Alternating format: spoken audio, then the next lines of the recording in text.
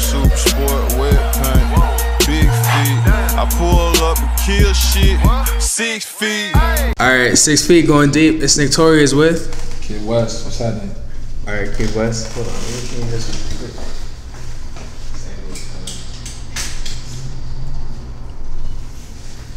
I'll just cut that out.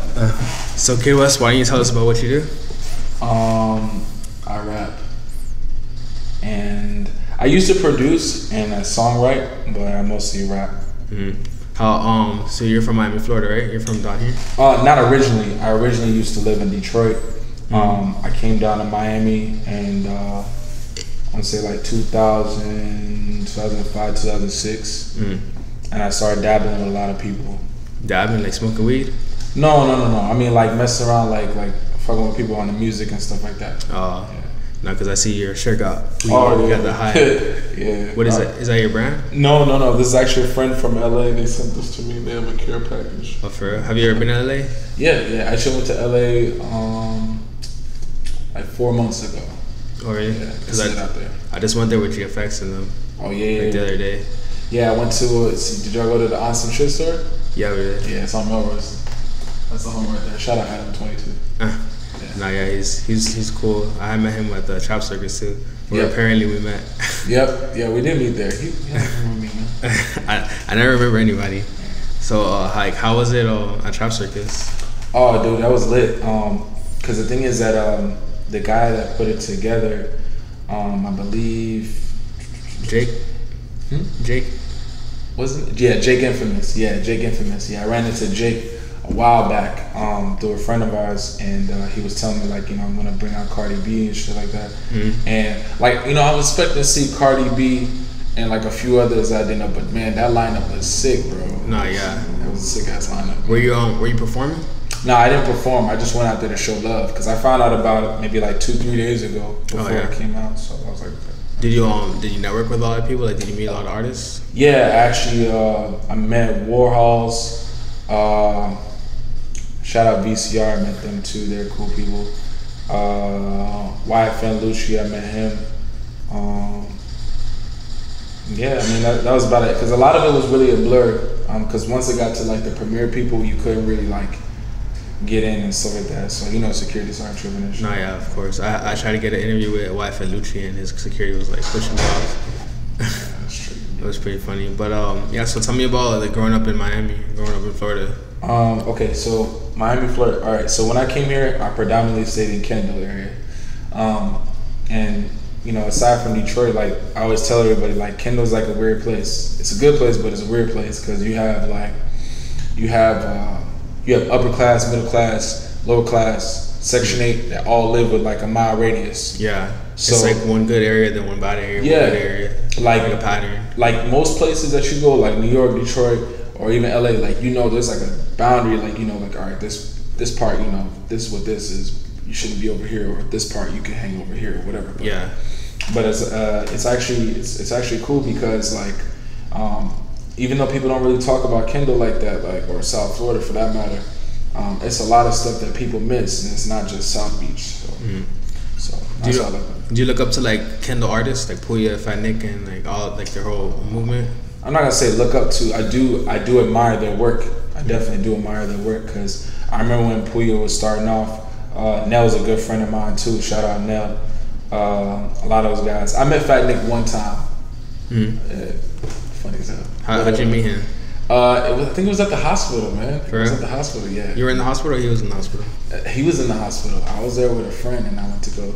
And I just, I think I was in the lobby and I ran into him. And we chatted it up for a little bit. So, yeah, he's funny as hell, man. So, like, when was it that you actually got into music? Like, what got you into that? What got me into music really was I started. I used to battle rap. Oh, really? Yeah, I used to battle rap. You used to watch like King of the Dot and stuff like that, or like Grind Time. Yeah. Actually, cause I have a couple friends that's on there too. But oh, really? I started battle because like when I was in school, people stopped roasting and they started rapping and shit like that. So I wasn't gonna try to get roasted on. I was like, man, okay, I'm gonna defend myself. You had to come with the bars. You had to come correct. Get ate up in here, but I started battle rapping. Were you Were you always good with freestyling? Oh yeah. I started off freestyling really, and even like the way I record now, like I don't write. You know, when I record, I don't write. I just kind of like hear the beat and like give me like 15, 20 minutes and I just put it together. Yeah. So. Well, how do you like how can artists, you know, like get better at freestyling? Like what do they have to think about to get good at it? I think three things. One, I think either like I used to memorize a dictionary when I was a kid, so I used to like memorize, so I always have words because people would tell me like, yo, you need as many words as you can, so that way like you don't find yourself saying the same thing. Yeah. But you know you have your go-tos, but that and just practicing, and then maybe the right element. Were you listening to a lot of Eminem? Because I heard that's what Eminem did too. Bro, man, Eminem was. For Jay, Eminem was like one of my favorite rappers, man. I used to listen to him when he was on the Rap Olympics and all that shit. There was Rap Olympics? Yeah, in Detroit. Oh, I didn't know that. Oh yeah, you guys from the same place. Mm-hmm. Did you ever meet him? Never met Eminem. Would love to meet him, but never met him. Who else is from Detroit? Big Sean, right? Big Sean. We have mutual friends together. Early Mac is a good friend of mine from Detroit. Doughboy Cash Out. Those guys are from up there too. Yeah, that's it. I mean, there's a lot of people. There's more people that's coming out. Dej Loaf, shout out Dej Loaf. That's coming out now, but when I was up there wasn't really like too much of a scene like now. You know. So, do you go there often? Bro, I haven't been there in a little while. I gotta go back. As a matter of fact, I do. But I mean, there hasn't been much up there. You know what I'm saying? After like the whole like.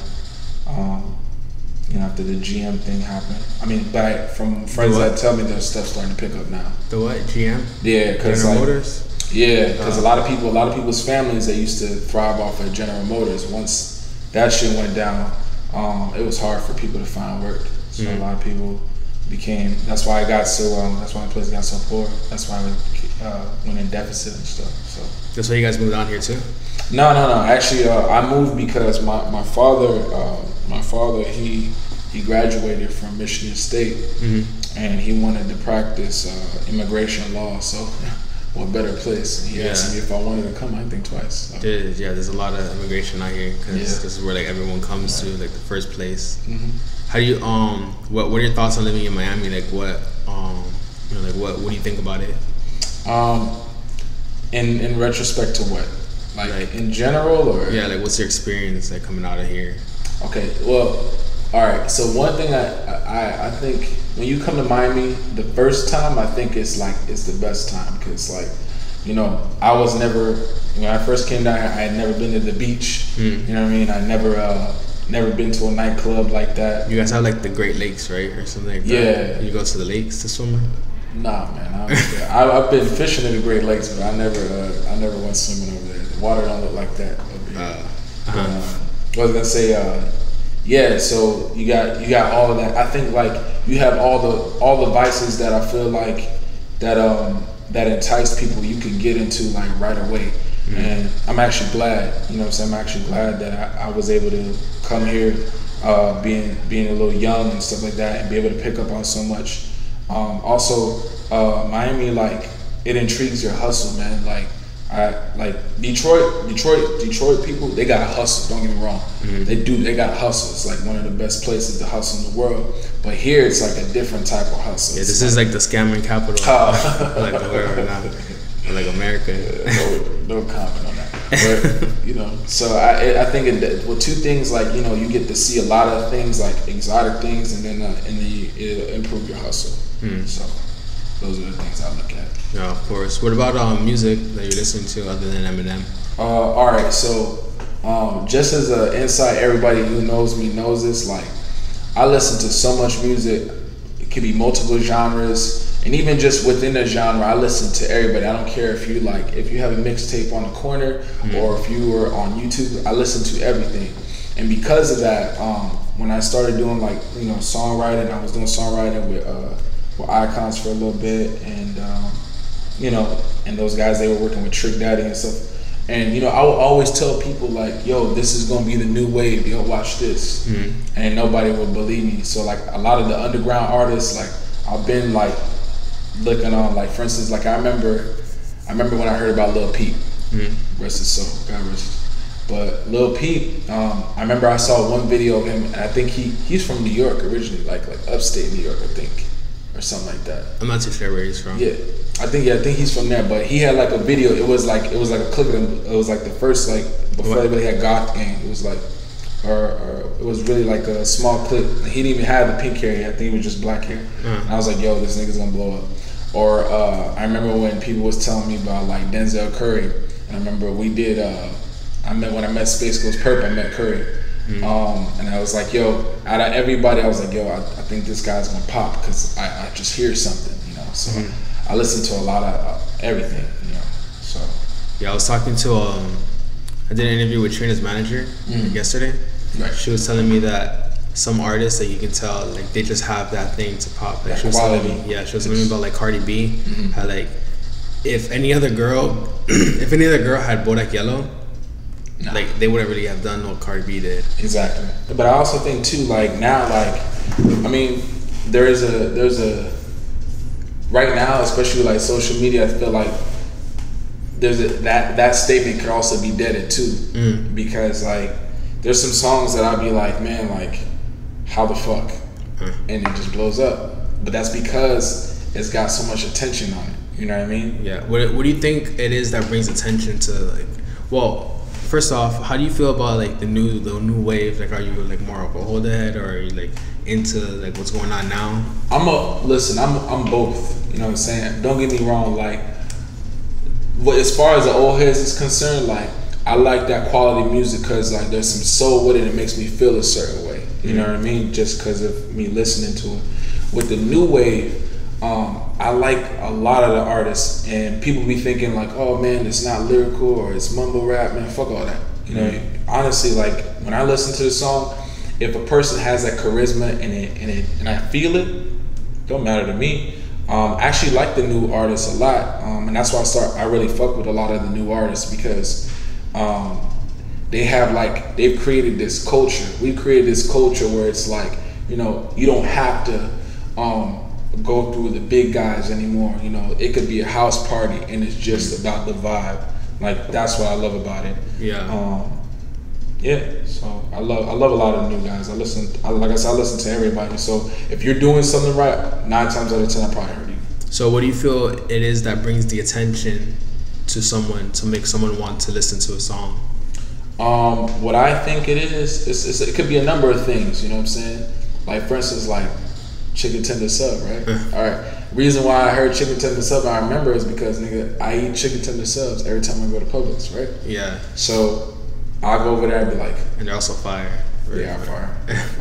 Then I'll be like, oh yeah, this nigga made a chicken tender sub. It resonated with me, you know what I mean? But or like when people listen to my music, they'll be like I remember I got a song called Boulevard Dreams and I shot it here. You know, and people was like, and I was always tell people like, that's where I seen you from. I seen that video. Oh yeah? Yeah. Oh for sure. Because I was like, oh, this guy shot a video at day 2 because I shot my park my car video. Yeah. Oh really? Yeah. I don't know if you've seen it, but I'm gonna check it out. It's like me walking around the parking lot looking for my car. See, okay, but you see what I'm saying? How many people feel like that? Yeah. People gonna feel like that. When you make a song like I said, like for Boulevard Dreams, I was telling people like I really don't like school. You know, I think education is important, but I don't personally like school. I think it's systematic in a business, but that's just me. But so many people would be like, oh man, teachers just tell me to say fuck that. Oh, I feel that. You know what I'm saying? And then they share it with somebody else and share it with somebody else. And I think that's what, aside from like clout, I think that's really what makes people like the music, you know? Like being able to relate to it, pretty much. Absolutely. So I've always heard that like there's 2 things that makes people fuck with you. It's either they want to be you or they want to relate to you. That's true. And Lenny S said that too. Who's that? Lenny S is I think he's the head person at Def Jam and Rock Nation. Yeah, that's what. Because the video didn't say who was like his name. I don't think it did. Yeah, Lenny S said that. What are like one quote that you live by? Actually, I live by 2 rules. I just don't remember they are. But honestly, I live by 2 rules. If this is a quote, never give up and fuck what people think. Period. Period. Because I think as you get into the mode of doing things, like doing certain things, or let's say like anything that you want to do, you realize when you have so much belief in yourself and that you get past the naysayers, you realize that people don't really know what the fuck they think. They really don't know what the fuck they're talking about. And people, I'm pretty sure when you started this podcast or your interview, people were like, oh yeah, you should do this or you should do that. And they were like they were on the outside looking in. Exactly. So, and then once you start climbing up, people will come up to you and be like, oh man, I never knew. Bam, bro, can I fuck with you? So that's why I say fuck what people think. You saw my post I put like yesterday? Which was it? I was like, shout out to all the people that like I hit up for interview, but then now like they ignored me. Yeah, I did see that. I did see that. Yeah, like a bunch of people hitting me up now, like, yo, let's do an interview. Like, I'm down now. Because people naturally don't fuck with shit on the come up. And I'm a big believer of people with vision. You know what I'm saying? If anybody has vision, I'm always fuck with you, because like you see something, you could take something little and you can see how big it's going to be in the future. And those are the people that run the world. If everybody, like, think about it, we all go to school. I bet you was 5 motherfuckers sitting in a room like, hey, you know what? We're going to come up with this thing called school, where everybody's going to go, they're going to stand in line and raise their hands. So what's your definition of vision? Because a lot of people get visions confused with goals.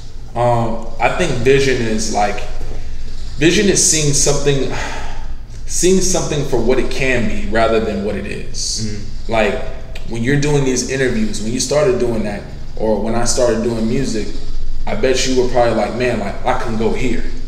See, having a goal is when you actually put it down. Like that's why when you have goals, you need to write those shits down, because that's what makes it into fruition.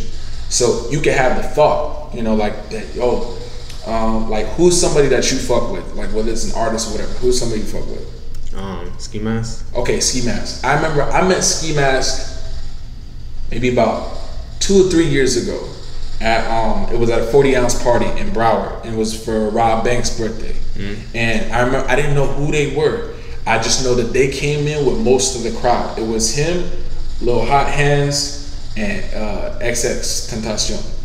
And I remember they came in with like 300 kids in there, and I was telling 40 ounces, yo, these niggas is next.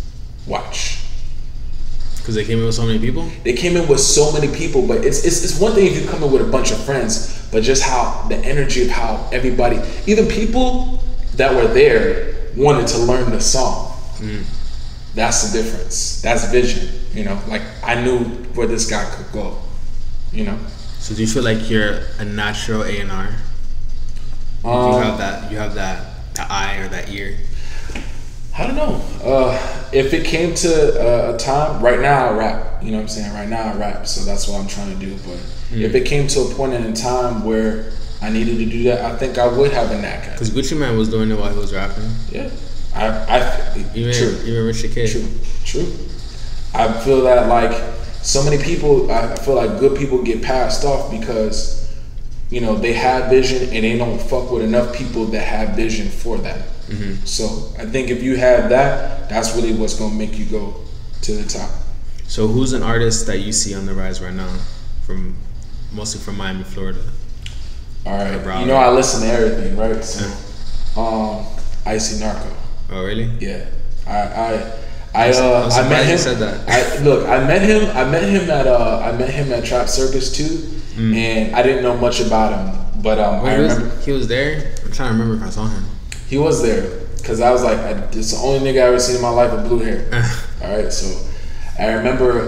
So I was like, okay, all right, somebody introduced me to him. I was like, okay, Then I went to a studio session, and somebody was watching a video, it wasn't a studio session. I think it was from D Shim.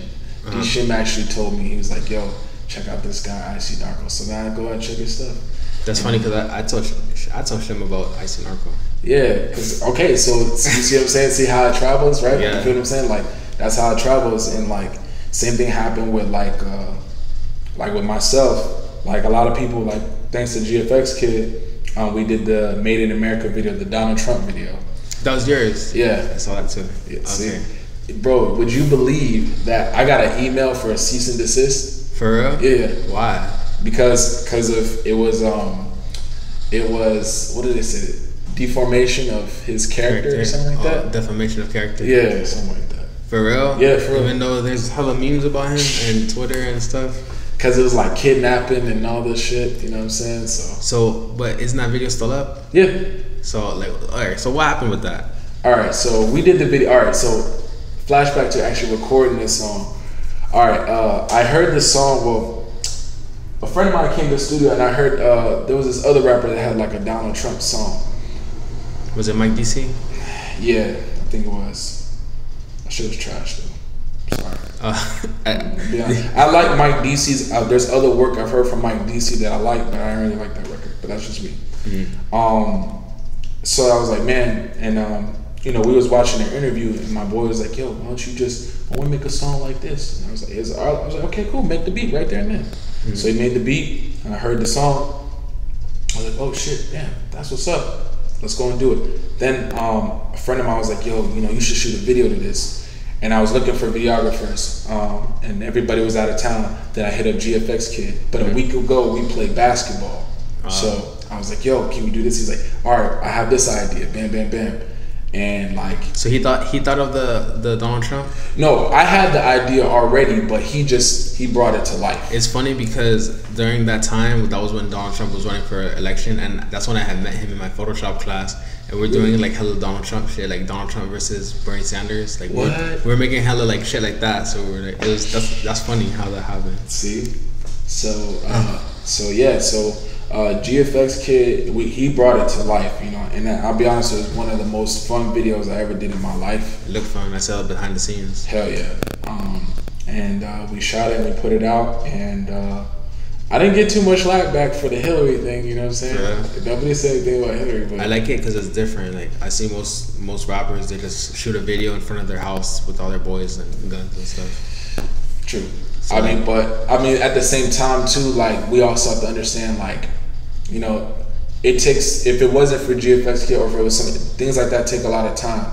And you know, I think the reason why most artists shoot videos like that is because just like the music, it's so fast. You know, you got to get something out there. Yeah. So, I mean, I don't really do all my videos like that, but some people do that, and that's what has to make things work.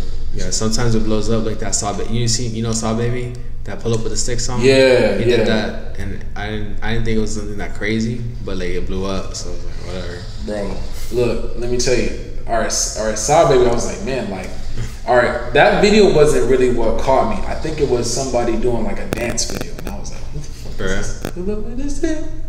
And I was like, okay. I was just always hearing the song. Yeah, but all right. So you see what I'm saying? Like that's awareness. I think if an artist has that'll always take you to the top. No, of course. So where do you see yourself, like at the top? What do you think? What do you think the top is? Is there? I think success is all to the person. It's definitive to the person. For me, I know I'm gonna be the best rapper doing this. Period. And I'm not saying this because I want to go shoot at or get at anybody. I'm really like, cause I really know I'm that good, and like I study the game. I watch people. You know what I'm saying? I watch how things work. And like I have an open-mindedness to how the culture changes, and I think that right there can take me farther than most. Would you ever get colored dreads? Not that far. That's like the trend to like become a big rapper, like face tats and colored dreads. That's like what you need right now. That's like part of the formula today. I don't know if I don't even got enough hair to color dreads or anything like that. I think it's dope for some folks, but I think if you have like a character, like a lot of people have admired my glasses. You know what I'm saying? Like, and the reason why I wear these is because when I was in Detroit, all the people used to wear like the Cartiers or the Bubs. All the hustlers used to wear them because if you wanted something, like, you could tell who had something. Like if you wanted to cop a new Awasan jacket, which is leather jackets, just look for the nigga with the Cartiers, or look for the nigga with the Awasan jacket. That it was a culture thing for me. But I think the color Dre, that's cool for some people. I mean. So what do you think an artist should do to like get an image? Because I feel like that's a big thing that artists don't. Like, I feel like Icy Narco has like the perfect image because he has like that blue hair and his name's Icy Narco. So it's like, and it's like all his stuff is about being cold. So I feel like he like mastered that. Yeah. But like a lot of artists, they don't really like, they don't know like what, because like, you know, their names are like kind of simple, and like their stuff is like, you know, I'm just a rapper. So what do you think they should do to get an image? I usually charge for this. Not kidding, but I think it's all about an aesthetic. You know what I'm saying? It depends, because sometimes it's not always about like, it's not always about the color hair. It's just can people signify you? You know what I mean? Like, for instance, like, I don't see anybody else with blue hair. You know, we're rapping about cold shit, so I know automatically anything I see that it's Icy Narco. For instance, with Kidd Wes, people have the glasses, but there's a certain way that I've done it and where it sticks in memory. I'm like, oh yeah, that's Kidd Wes. Or it also matches your hat and your shirt. Yeah, that's Kidd Wes. I know who that is. Or like, for instance, there are certain people you don't even see their face. Like, have you heard of her? Yeah. Okay. I still, to this day, and I've seen photos of her, but I still never seen her eyes. And for the longest time, I didn't see her face. So that's something that resonated with people. She just wanted people to know her for her music. That's another thing. I just think it all depends on like, but the thing is, like, if you don't put yourself out there, like, I feel like no one's really gonna listen to you. True. Yeah, in any facet. I just think you need to find, if you're an artist out there and you're trying to, you know, make moves with your career, it needs to be two things. You need to have an aesthetic, you know what I'm saying, that fits you. Because if you do something that doesn't fit you, then it's gonna be hard to keep up with that long term. And that's why you see a lot of people fall off. You know what I mean? Because, like, for instance, like, I love Trinidad James, and I met him several times. Shout out Trinidad James. But like, when he came out with the all gold everything, you know, what if there was something else that made you remember him? You know, just him. Because what if everybody start wearing platinum tomorrow, and everybody forgets about gold? Then what? True. So I feel like chicken tender subs won't go out of style unless everyone's vegan. No, I hope not. But yeah. Like, yeah. So, what about some advice you want to give to any artists, or actually, what do you have coming out? Like, anything new coming out? Yeah, actually, I just put out my album. It's called 11, the junior senior year. If everybody knows, I went to Varela, so I went to Varela. You graduated 2011? No, a little bit before that. But I put out that album, and we just put out a single, "Looking." Check out "Looking." It's been picked up by a couple of Spotify playlists and stuff, and we're gonna put out the video soon. So that's what I got. So check me out, Kidd Wes. Follow me, Young World Life, on everything. What about if it's their first time ever listening to you? What should they listen to? If it's their first time, I don't like to tell anybody what they should listen to. I think if I'm doing my job right, go listen to the album and you tell me what caught your ear.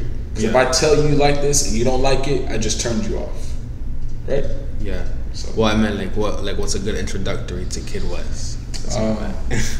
You know what? What I've gotten the most feedback on, I'll say, is probably Boulevard Dreams. A lot of people would tell me they like that song. So go mess with Boulevard Dreams. No, of course. What about some advice you want to give to anyone starting out rapping?